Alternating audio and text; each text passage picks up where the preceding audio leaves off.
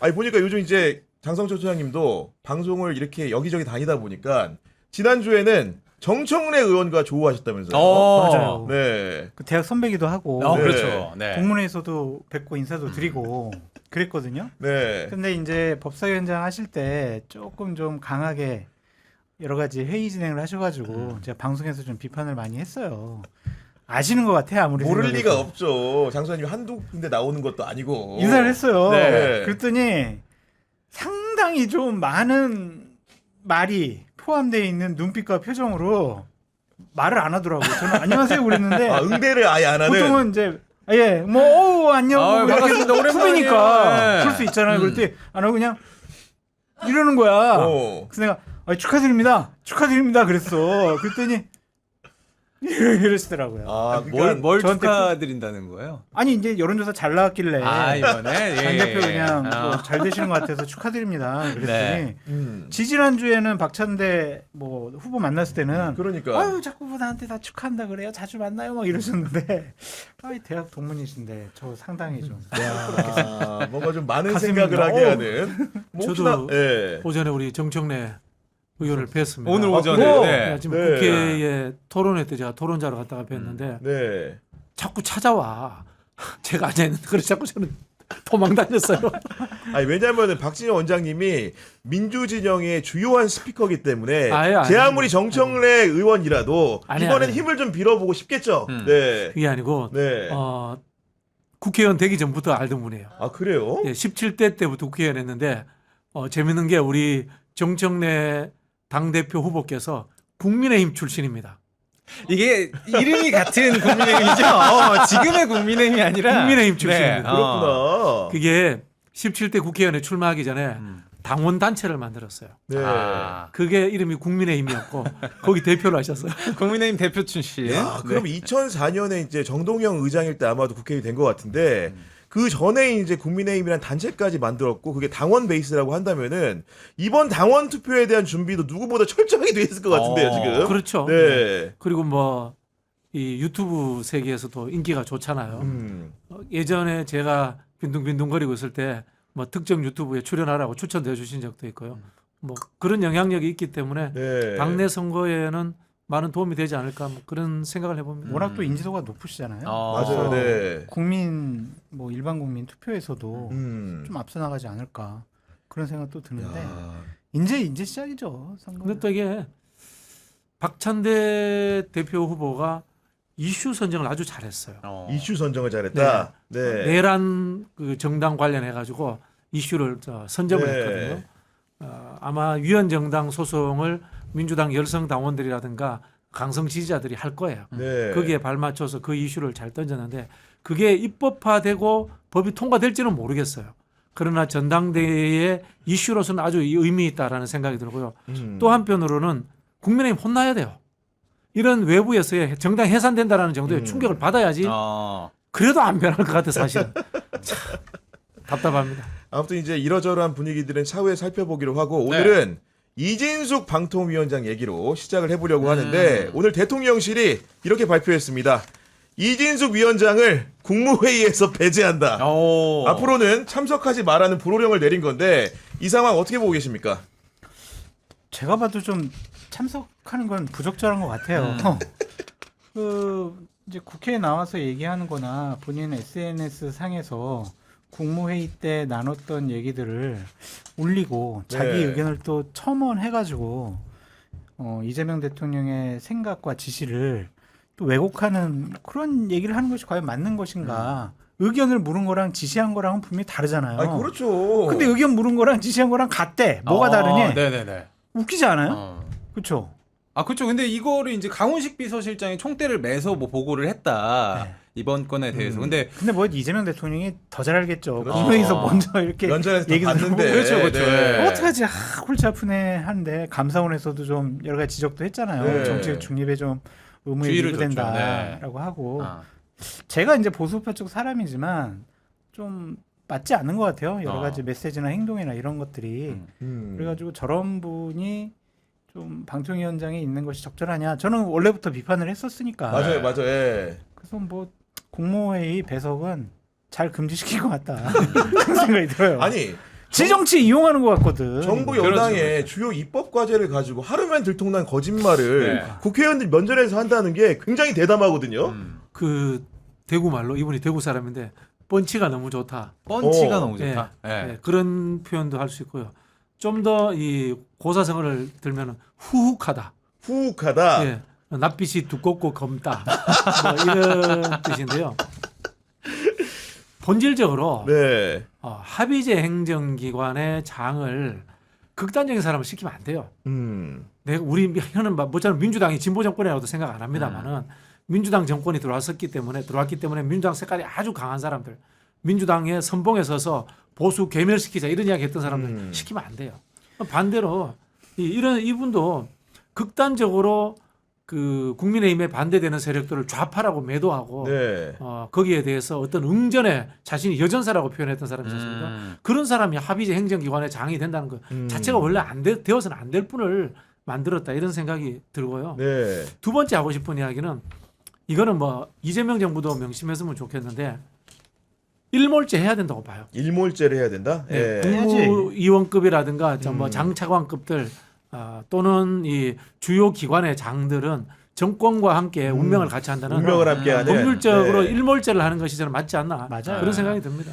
저는 근데 이분의 여러 행적들을 보면서 이진숙의 이념이나 사상이 문제가 아니고 사람을 대하는 태도에 문제가 있는 분이 아닌가 이런 생각을 좀 많이 하게 됐거든요. 어떤 측면에서? 예를 들면은 너무 경우가 없는 거잖아. 국무회의에서 갑자기 의견 기회를 달라고 해서 줬더니 딴소리를 하는 거야 쉽게 얘기해서. 그리고 나와가지고 그런 얘기들을 비밀하고 엄금에 붙여도 모자랄 판에 공개된 석상에 나와가지고 대통령의 뜻을 왜곡하는 방식으로 전달하는 것 자체가 평소에 그런 제대로 된 그 말 그대로 발화 훈련이 돼 있다고 한다면은 가지지 못하는 자세를 너무 갖췄다는 거죠. 아무리 생각해도 지시와 의견은 분명히 다른 건데. 네. 그러니까 네. 그게 뭐가 다른지 모르는 사람이 방통위원장 하는 게 맞냐고 이게. 난 기가 막혀요 이게. 근데 그 전에 이제 그 주의 경고를 받고 나서도 본인 SNS에 자기 정치는 없습니다. 뭐 이런 식으로 계속 소신을 올렸잖아요. 계속 개기는 거잖아. 그게 지금. 자기 정치죠. 네. 네. 그러니까 결국에는 나 내년에 대구시장 나갈래. 대구시장 나갈게. 나 이재명 대통령하고 국무회의에서도 나 싸운 사람이야. 네. 그러니까 대구 시민 여러분, 저를 대구시장으로 뽑아주세요. 이런 거 아닌가? 자기 정치 이게 이용. 정당 정치가 무너진 거예요. 그러니까. 네. 보통 이제 우리 보수라는 게 품격, 아까 이제 경우에 네. 어긋난다니 네. 경우라는 표현을 경상도에서 제일 많이 써요. 경우에 어긋나는 짓 하지 마라. 그러니까. 이런 네. 이야기를 굉장히 많이 쓰는 보수의 용어인데, 근데 그게 필요 없어 이제는. 필요 없는 게 자기 진영의 강성 지지층들에게만 어필하면은 공천을 받는 거야. 근데 그게 만약에 수도권이면 그나마 덜한데 특정 지역에는 지역주의에 의해 가지고 정당이 막대기만 꼽아도 당선된다 이런 상황이니까 그 지역에는 전부 다 이런 사람들이 당선돼 버리는 거예요. 지역적 정치의 양극화가 바뀌어야 굉장히 돼. 심해지는 거예요. 그래서 이 사안이 그냥 이진숙 개인의 문제가 아니라 좀 저는 정부 조직 개편 부분에서 접근을 했으면 좋겠어요. 방통위가 과연 필요할 것이냐. 그런 생각이 좀 들어요. 과기정통부나 문체부 산하에 네. 어떤 하나의 국을 갖고 아, 공무원들이 그냥 전문적으로 하는 게 자연스럽게 맞는 내보내자. 그러니까 네. 그게 맞는 것 같아요. 뭐 쫓아내기는 뭐 쉽지가 않잖아요. 아니, 그 제가 이진숙 위원장의 태도의 문제를 얘기한 게 궁금해가지고 이분이 사실은 종군 기자로 이름을 날렸던 그렇죠. 분이잖아요. 네, 이라크. 91년도에 이라크의 전장 복판에 들어가고 2003년도에도 바그다드 미군의 포탄이 떨어지는 이라크의 수도 바그다드에 들어가는데 당시 재밌는 기사 대목이 있어 제가 소개를 합니다. 그러니까 짱구보다 못 말린 이진숙 일화인 건데 그 기사의 구절이 이래요. 이라크 현지에서 취재 중인 MBC 이진숙 특파원이 국내 기자로는 처음으로 미군의 폭격을 받고 있는 바그다드에 들어갔다. 여기까지 좋죠. 네.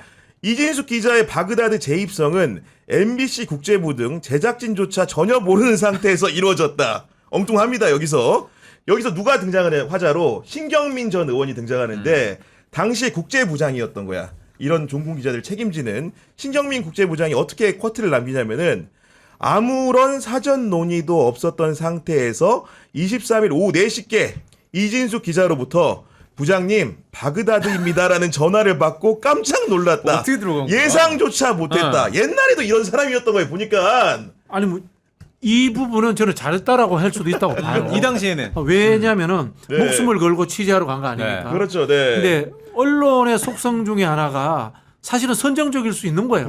매스미디어가 그런 부분이 있어야지 주목성을 끌잖아요. 네. 그리고 취향이 굉장히 강해야 돼요. 네. 성격도 강해야 되고 이렇게 목숨을 내놓고 하는 건데 정치는 보편의 공공의 영역이거든요. 그렇죠. 정부의 고위 관료잖아요. 그럼 보편성을 띠고 있어야 되고 모든 사람들의 불편함이 없도록 인정을 받아야 되는 거잖아요. 근데 여기에서도 취향이 강함, 성격이 강함, 나는 내 스타일대로 감. 네. 이렇게 하시면 가서 자영업 하셔야 돼요. 그렇죠. 공공의 영역에서 일하시면 안 되는 거예요. 네.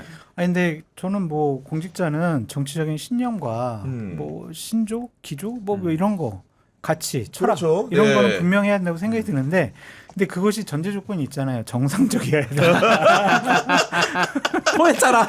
아니 그래 저는 궁금한 게 두 분 보시기에는 네. 이진숙이 이제 국무회의조차 나오지 말라고 하면은 정말 혼자 놀아야 되는데 이런 수모를 겪고도 계속 버틸 것인가? 버티죠. 버티죠. 버틸 것 같으십니까? 버틸 거라고 봅니다. 안 버티면 말씀하신 것처럼 욕망이 있으니까. 나는 뭘 하고 싶다는 욕망이 있으니까. 네. 우리 이야기를 꼭 하고 싶어요. 그 막스 베버라는 유명한 사회학자. 그렇죠. 네. 마르크스 아닙니다. 좌파 아닙니다. 네. 프로테스탄즘의 거기가 윤리와 기억이야, 자본주의. 기억. 예, 네. 우파입니다. 우파. 그분이 했던 정치인의 덕목 중에 책임윤리와 신념윤리를 이야기합니다. 책임과 그 중에 신념. 우선되는 거는 책임윤리입니다. 신념윤리보다. 나의 자신의 소신과 철학보다 앞서서 있어야 되는 것은 그 자리에 대한 책임입니다. 자리에 대한 책임이다. 공적인 책임이 우선이 돼야 되는데 네. 장성철 소장님 이야기하시는 것처럼 이 자리에서 어떤 태도와 품격을 가지고 일을 해야 된다는 것인데 그걸 가지지 못하면 공직자가 돼서는 안 되는 거예요. 아, 오늘 오후에 나온 이진숙 위원장 소식을 접하면서 머리가 참으로 답답했는데 동시에 좋은 소식도 있었으니 뭡니까? 우리 그 최혜병 사건을 제대로 수사하기 위해 나섰던 박정훈 대령의 명예회복이 드디어 이루어지고 있다. 이거는 제가 정말 네. 처음에 1심에서 무죄 나왔을 때 2심으로 갈 때 검찰에서 이거 항소하면 안 된다라고 저 얘기했던 사람이에요. 네. 맞아요. 네. 절대 항소하면 안 된다. 근데 항소를 하더라고. 근데 특검에서 이거를 제대로 판단해 줘가지고 전 정말 무척 다행스럽게 생각을 합니다. 그러니까요. 이게 다 제가 얘기한 대로 된다니까 결국에는. 네? 정상화되고 있는 거예요. 정상화. 아니, 그럼 이런 그게 모습들이 맞다. 정말로 국민들 보기 너무 좋은 건데 당시에 국방부 검찰단이 정말로 무리하게 공소를 제기해가지고 억울한 박정훈 대령만 면벽 수행을 굉장히 오래 한 거 아닙니까 지금? 그렇죠. 이게 그 당시에 생각을 해보면요. 최혜병 건들을 그냥 외압이 없었으면은 아주 스무스하게 진행되는 거예요. 그냥. 맞아요. 네. 근데 경찰이 그걸 넘기고. 가지고 네. 오히려 외압을 행사해서 판을 키워가지고 정권의 위기로까지 스스로 자초한 거예요. 이게 비정상적 사고를 가진 사람들이 권력을 획득하기 때문에 이런 일들이 벌어진 거고요. 어떤 분들은 이재명 정부 들어서 너무 잘한다 이런 이야기를 하는데 네. 그 잘하는 내용들을 보면 있잖아요. 이상했던 것을 정상으로 돌리는 거야. 보면은. 똑바로만 해도 너무 잘한다. 그냥 원래 하던 대로만 해도 잘하는 거야 지금. 시스템적으로만 해도. 이러면 이런 건 경로하는 것이 아니라 네. 자 내가 생각하기에는 좀 사단장까지 구속시키는 거는 좀 문제가 있다. 그러면 괜찮지. 한번 좀 검토를 한번 해봐라. 이렇게 하는 게 맞지. 야, 죽여 잡아들여 이게 맞냐고 이게. 참. 아니 그러니까 이 수사도 지금 진행 중이다 보니까 결국은 당시에 수석 비서관 회의에서 어떤 말이 오갔는지 네. 소위 말하는 VIP 경로서를 경로서에서. 입증하기 위해서 김태효 전 국가안보실 1차장이라든가 이런 분들 조사 대기하고 있지 않습니까 지금?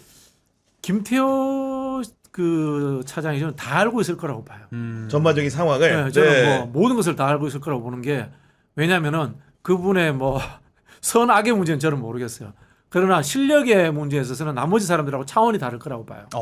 실력의 문제에서 나머지 솔직히 말하면 전부 다 검사 출신들이 뭐 정치라든가 정부의 영향 뭘 알겠어요. 그리고 우리 정진석 실장님 네. 특별히 정책 이해도에 대해서 늘 언급이 없는 분이잖아요. 그죠? 국정에 대해서 언급이 없는 분이잖아요. 정치적 스킬, 뭐 육모방망이 이런 거 좋아하시는 분이잖아요. 근데 김태효라는 사람은 외교 안보라든가 잘못된 논리지만 자기 논리가 있는 사람입니다. 그런 사람이기 때문에 저는 국정 전반에 대해서 다 알고 있을 거라고 봐요. 지금까지 사실은 윤석열을 따랐던 김성훈 전 경호처 차장이라든가 뭐 예를 들면 강희구 전 부속실장이나 이런 분들이 수사기관에서는 그를 어떻게 배척하는 진술도 한 건데 김태효도 모친이 윤석열 부부가 왔을 때 꽃을 들고 나올 정도로 충성심이 그렇죠. 갸륵한데 네. 이번에 특검에 가면 진술 제대로 할 수 있을까요? 그냥 모른다고 할 것 같아요. 모른다고 할 것 같아요. 예. 그냥 얘기 안 하고 묵비권 행사하고 모른다고 할 것 같아요. 왜냐하면 아크로비스타에 살잖아요. 지금도 만나고 있지 않을까? 그보다 너무 많은 것을 알고 있다고 봐요. 아. 전 다 알고 있다고 봐요. 그래서 말할 수 없다. 말을 안 합니다. 네. 최상병 건 말고도 훨씬 더 많은 모든 것을. 것을 다 알고 있을 거라고 봐요. 저는. 불법 비상계엄 선포도. 하긴 뭐 저는 외환의 그렇게 문제 같은 경우에도 안보실이 모를 리가 없는 거 아니겠습니까 그렇죠. 이게?